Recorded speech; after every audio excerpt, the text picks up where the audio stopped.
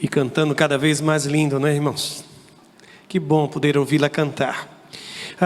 O estudo de hoje, irmãos, a reflexão de hoje tem como título A Filha de Fanuel. E eu quero dizer-lhes assim que há aqui no estudo de hoje, na palavra de hoje, podem já colocar, por favor? Ótimo. Há uma espécie de transição. Nós estamos saindo daquela série de estudos sobre personagens bíblicos em sua vida de oração, a vida de oração de alguns personagens bíblicos. E a história de Ana, a mulher que é a filha de Fanuel, ela vai marcar exatamente essa transição. E eu quero anunciar à igreja, assim como nós ouvimos cantar, que a partir de janeiro, no início de janeiro, início do próximo ano, nós vamos estar começando uma série de estudos sobre a besta do Apocalipse, o 666. Eu fui procurado por alguém, o irmão Renato, e ele levou-me uma indagação sobre isso. Eu disse, olha, vai ser impossível respondê-lo em 2, 3 minutos. Então vou fazer o seguinte, eu vou estender a sua resposta para uma série de reflexões sobre este tema, e isso vai acontecer no início do próximo ano. Prepare-se então. Mas aqui estamos para falarmos sobre a filha de Fanuel. O texto bíblico aí está, Lucas capítulo 2, versos de 36 a 38. São somente 3 versos da palavra. E a Bíblia começa dizendo que estava ali a profetisa Ana, filha de Fanuel, e diz o texto sagrado que ela era da tribo de Azer. O texto prossegue dizendo que esta era já avançada em idade, tinha vivido com o marido por cerca de 7 anos, desde a sua virgindade. E agora ela era viúva de quase 84 anos e não se afastava do templo, servindo a Deus em jejuns e orações de noite e de dia. E sobrevindo na mesma hora, no momento em que Jesus está sendo apresentado no templo, a Bíblia diz que ela dava graças a Deus e falava dele a todos os que esperavam a redenção em Jerusalém. Esse é um texto preciosíssimo, irmãos, porque fala de uma mulher, mas identifica esta mulher como uma profetisa. Você observou isso? Ana, que era profetisa. Não são muitas as mulheres no texto sagrado que são identificadas como profetisas.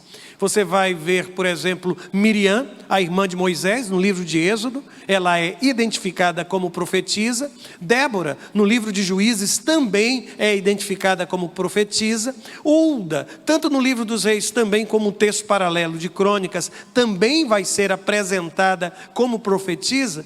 E uma coisa curiosa, é que no Novo Testamento, no sermão pregado pelo apóstolo Pedro, por ocasião do Pentecostes, ele descreveu tudo o que estava acontecendo a partir da profecia de Joel. E naquela profecia, não sei se você se recorda, assim está escrito, e nos últimos dias acontecerá, diz Deus, que do meu espírito derramarei sobre toda a carne. E notem, o texto vai dizer que os vossos filhos e as vossas filhas profetizarão.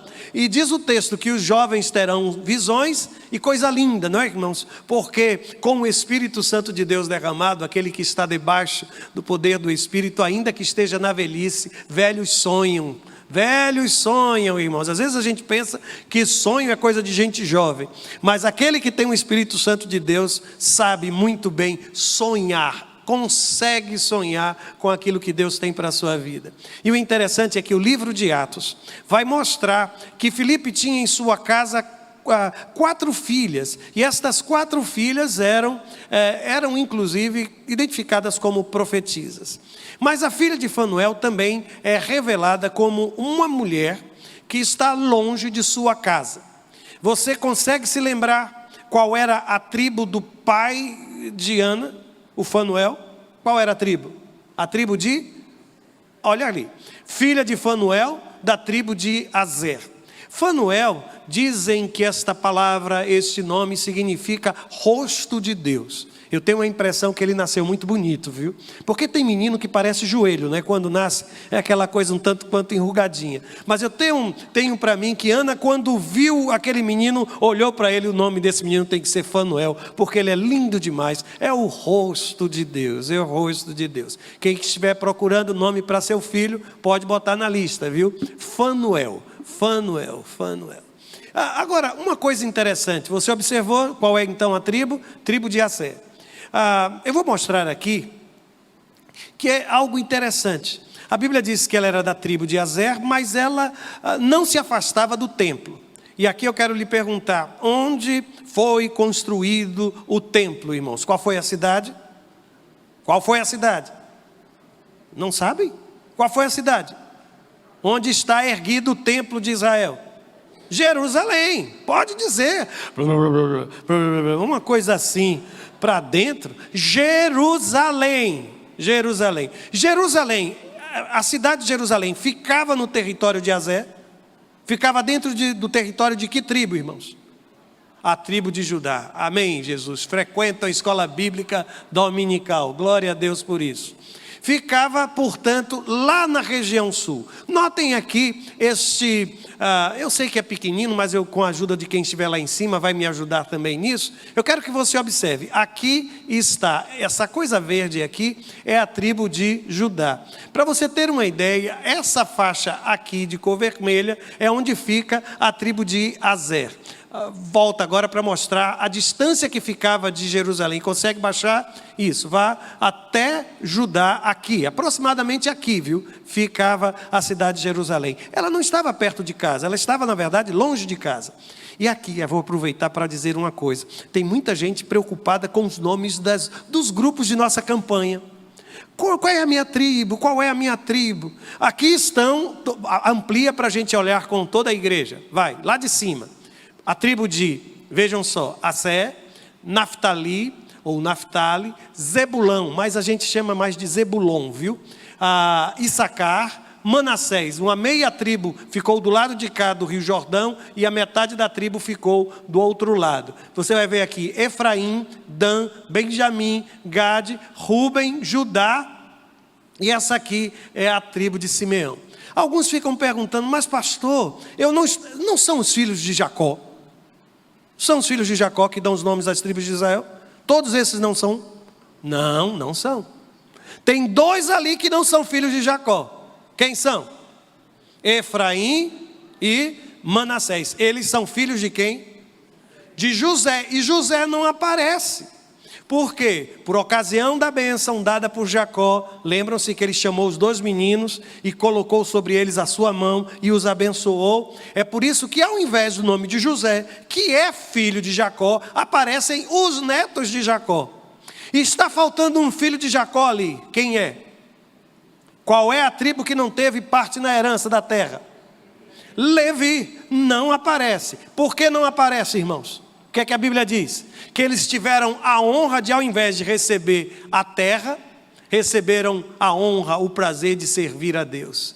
E eles, está escrito no livro de Juízes, que eles tinham licença para viver nos arredores das cidades, inclusive para plantar ou criar algum animal, mas eles eram sustentados pelos dízimos do povo de Israel. Aqui está a charada, porque tinha gente querendo ser da tribo de Levi, tinha gente querendo ser da tribo de José, mas agora você já aprendeu. Essas são as tribos que tiveram parte na herança da terra da promessa. E o curioso é que eu posso não saber porque Ana estava tão longe de Aser, mas eu sei por que ela estava em Jerusalém. Por que ela estava em Jerusalém?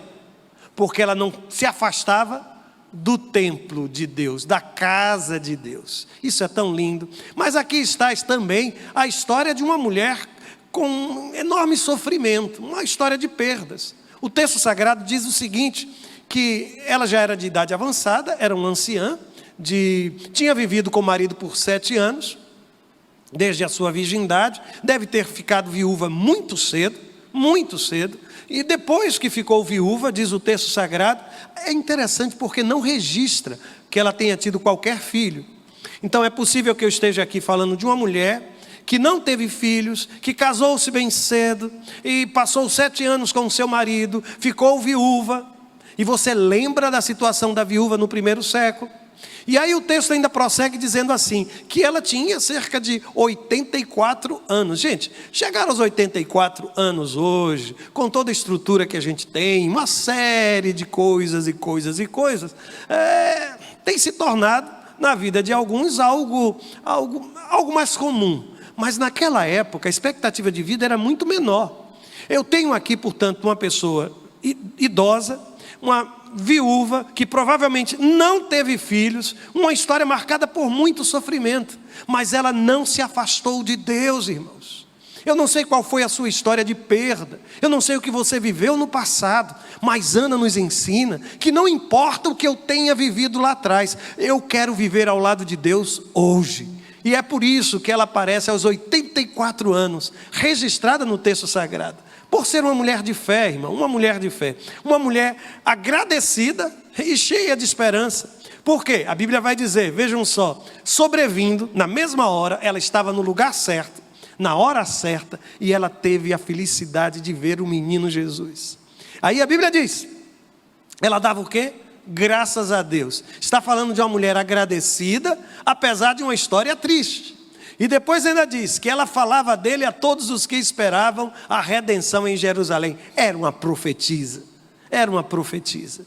E aqui, deixe-me lhe dizer, há 3 marcas na vida dessa mulher. E a primeira tem a ver com esse texto. Era uma mulher que falava, a palavra dela ecoava no coração das pessoas, e o que ela falava de Deus, ela falava da redenção, ela falava do Messias. Mais do que isso, irmãos, ela não era somente uma mulher de palavra, ou da palavra, ela era uma mulher de serviço, porque a Bíblia diz que ela não se afastava do templo, e no templo o que é que ela fazia? Servia.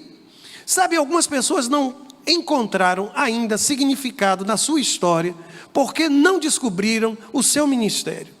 Se há algo precioso, irmãos, que nos dá um senso de pertença a uma comunidade, um senso de utilidade em relação à vida, é o serviço, E notem, 84 anos servindo, viu?